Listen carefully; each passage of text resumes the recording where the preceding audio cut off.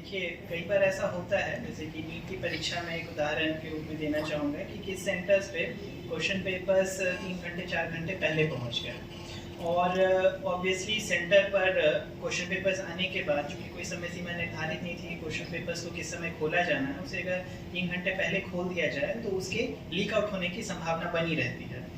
तो इन सभी चीज़ों के मद्देनज़र ये जो डबल प्रोंग्ड कंटेनर को सील बंद करने की कार्रवाई की गई है, यह एक मेजर चेंज रहा, जिसमें कि हर एक सेंटर में जो ट्रंक जाने वाले थे उन सभी को बिल्कुल कोड वाले लॉक से सील किया गया, जिसकी जो कोडिंग थी वह आयोग के द्वारा एग्जाम शुरू होने के सिर्फ आधे घंटे पहले ही उपलब्ध कराई गई फॉर पर सिटिंग, ताकि इस क्वेश्चन पेपर को खोलने के लिए काफ़ी पहले अगर कोई प्रयास भी करे तो वह सफल नहीं हो पाए। और इसके पश्चात जब ट्रंक खुलता भी है तो उसके अंदर के जो क्वेश्चन पेपर वो भी फर्दर एक सील्ड लिफाफे में ही थे। तो ये सेकंड लेयर ऑफ सिक्योरिटी की प्रक्रिया को इस बार अपनाया गया। और फाइनली यह जो क्वेश्चन पेपर वाले सील थे, यह सभी रूम्स में पहुंचने के बाद स्टूडेंट्स की उपस्थिति में खोले जाने थे। सभी स्टूडेंट्स को दिखाकर कि हाँ यह सील्ड हैं, और 5 स्टूडेंट को सामने बुलाकर उनके माध्यम से ही सील को खोलने वाले जो सिक्योरिटी के लेयर को इंक्लूड किया गया। इन सभी मल्टीपल चैनल्स के बाद हम पूरी तरह से आशान्वित हैं कि यह बिल्कुल कदाचार मुक्त और बिल्कुल लेयर्ड प्रूफ तरीके से संपादित किया गया। थाना प्रभारी जिनके एरिया में एग्जाम नहीं था उन्हें भी टास्क दिया गया जिन एरिया में सेंटर्स था, तो कंटिन्यूअस पेट्रोलिंग और लॉ एंड ऑर्डर की मॉनिटरिंग हो रही है। कदाचार मुक्त हो परीक्षा, इसके लिए हम लोग 2 दिन पूर्व से ही होटल में गहन जांच चलवा रहे थे। सारे होटल लॉज, ताकि वहां पर कहीं कोई गिरोह ऐसा न बैठा हो जिसके द्वारा कोई गड़बड़ी की जा रही हो।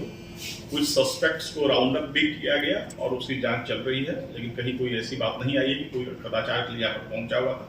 लेकिन पूरा प्रशासन बिल्कुल हाई विजिल पे है, ताकि किसी भी परिस्थिति में कोई कदाचार या कोई लॉ एंड ऑर्डर का समस्या न उत्पन्न हो। कहाँ से सस्पेक्ट पकड़े गए? लालपुर थाना क्षेत्र में कुछ सस्पेक्ट्स को राउंड अप किया गया, पर बाद में पता चला कि परीक्षा से जुड़े नहीं थे, उनसे पूछताछ चल रही है, पर वो दूसरा मैटर था। के माध्यम से फ्लाइंग स्क्वाड की टीम समय के अनुसार सारे गोपनीय परीक्षा सामग्रियों को ट्रंक्स में अपने अपने सेंटर्स पर पहुंचाने की कार्रवाई करेंगे और कल पुनः इसी प्रकार से 3 पालियों में यह परीक्षा संपादित होगी। इसके लिए लगातार सारे सेंटर सुपरिटेंडेंट्स को ब्रीफिंग भी की जा रही है। सभी सेंटर्स पे सीसीटीवी कैमरास और जैमर्स को भी लगाकर रखा गया है, ताकि किसी भी तरीके के अनटूवर्ड इंसिडेंट होने से बचा जा सके। रिपोर्ट कंट्रोल रूम में मिली है, उस रिपोर्ट के आधार पर अगर किसी प्रकार की जैसी आप जानकारी दे रहे हैं, अगर ऐसी कोई जानकारी अगर मिलती है तो उस पर फिर आवश्यक जांच करते हुए कार्रवाई की जाएगी।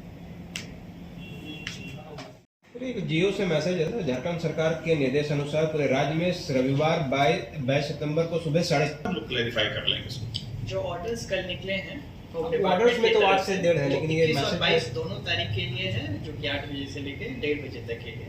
उसके अतिरिक्त अगर कोई अमेंडमेंट जैसा ऑर्डर आया होगा या अगर आने वाली प्रक्रिया में होगा तो उसकी जानकारी मिलने के बाद ही उसमें कुछ बोला जा सकेगा। ठीक है। ऐसा अफवाह फैलाया जा रहा है, ऐसा नहीं, 8 बजे से लेकर जो 1:30 बजे वही 8 से 1:30 ही है ना? 8 से 1:30 है वही। सर, एक विकास के पास एक सेंटर है DITT, शायद वहाँ से कुछ इशू है।